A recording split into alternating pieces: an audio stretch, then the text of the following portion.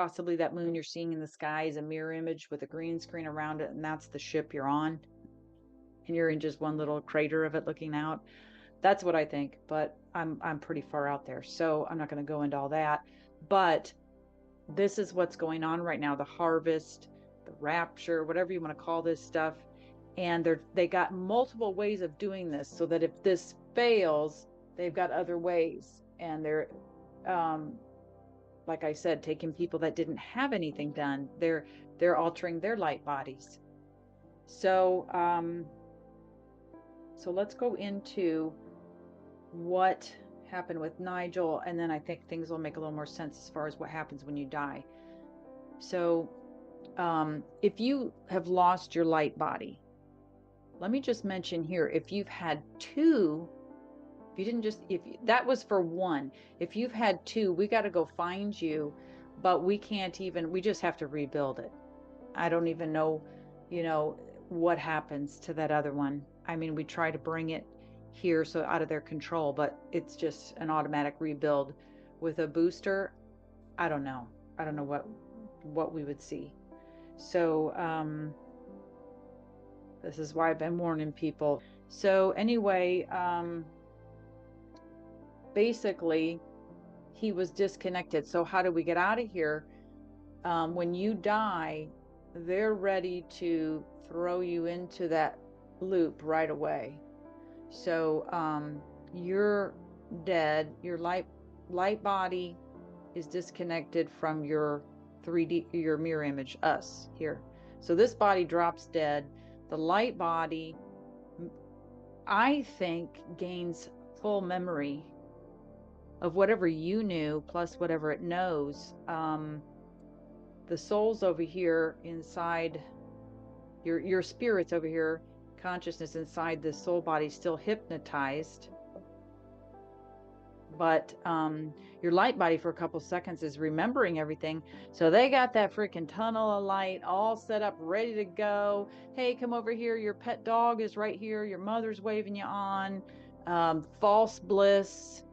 Oh my gosh, it feels so good. That's why when you have the NDE, the near-death experience and all that, you get the false bliss, and there's always some freaking angle up here, right? This angel or some stupid entity that tells you it's not your time yet. You got to go back, And who are you that you get to tell a limitless divine being that it's time for me to go back? Who are you? So all this crap's going on, and then they're going to get you in the loop and send you back in, and you can access, might as well go into mediumship here. I was talking about it already. You can access these lifetimes. So let's say, let's use somebody else rather than Nigel. Let's say your dad dies. Your dad's name is Bill. This spirit still remembers Bill and can project Bill to you and give you accurate information and current information and bond with you and send you love and whatever. And in fact, the spirit really feels a strong need to communicate that to you. But you can also talk to some like demon things that are impersonating Bill here. So you got to be careful who's doing the mediumship. Hey, I'm Bill, and I'm going to tell you exactly what you want to hear, and I'm going to show up just like that because I was exactly the person you wanted to talk to. And it's all just going to go smoothly.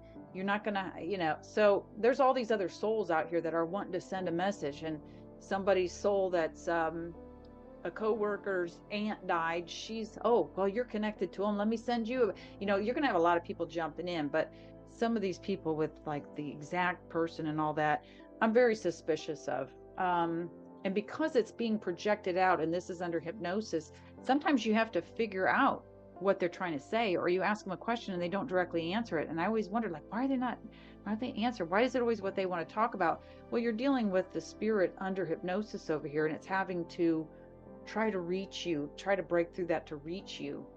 And so they give you what they give you. Sometimes they do answer questions. Sometimes they're talking in symbols because it's whatever this is going to be able to manage. Does that make any sense? I hope. Let me know if that makes sense. Comment. So what you want to do is you know, give the finger here, or as Nigel would do, you know, crank up the finger. And I think he was trying to hang out, but they were grabbing him. I think he tried to get out of here, which is the exit out. So let's say this is the edge of the, here's the black hole we came in on. This is the edge. He's trying to get out, but he's disconnected. You got to go back to your soul. And when you, because here's Nigel, okay, with us, very awake, doing his videos. Because he woke up, he can wake this part up out of the hypnosis. So this light body has the knowledge because it's the mirror image. So this light body is awake unless it gets sucked into here. And if you go back to here, you automatically wake this up and it goes, whoa, oh, nope, we're out. And it remembers the way out. So I've always said, when you die, don't go to source. We have to be careful of some words. Source is to me, it's that central place where all the machines were in the Matrix movie. I use creator because these people are not creators, or these AI. They are copiers, replicators, that type of thing.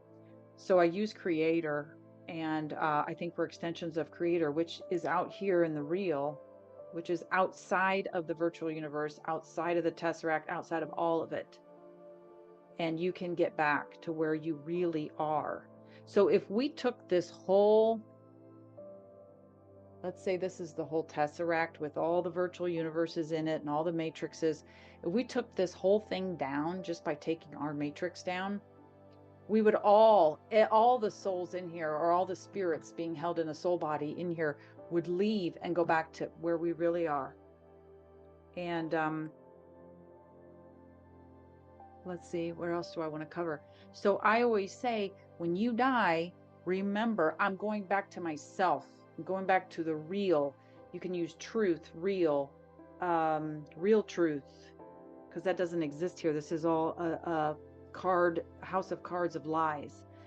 And I'm going back to myself, or the soul body. I'm going back there and out. If you're disconnected, it's going to be hard to do that. Now, if Sam and I, what we've found is we've done some soul rescues where we have rescued this soul out from their hands. And sometimes they have this in a separate virtual universe. I mean, we sometimes we have to, the places that we wind up and find the soul is crazy. But once we get it out, which can be a hairy business, a lot of times the soul will just go like on out. And then we're like, well, wait a minute. And mine did that. And so if your soul exits the whole false reality or realities, this whole illusion, it's still, if you're still alive, it's still connected to you. It's just operating out here. So if that's the case, when you die, whether they take this or not, you're just going to go, you're going to get out. You don't have to have us rescue your soul in order to get out of here. You don't. But most people get caught up with something. And they got a lot of tricks. They even try to hide this. But if you go here, this absolutely remembers exactly how it came in, and there's no way they can try to fool you. So go back to yourself. Doesn't that make sense? Doesn't that feel right? I'm going back to me, not I'm going to turn the opposite way that they're pointing, or I'm going to go to source, or no, go back to you. Go back to you and get out. Why would you go anywhere else but back to yourself, especially in a world of tricks and lies, because you don't know what words they're using to trick you. So that's what I see. It's a really bad drawing, but hopefully it makes sense, gives you something visual to look at than just words. And this is what I saw happen with Nigel.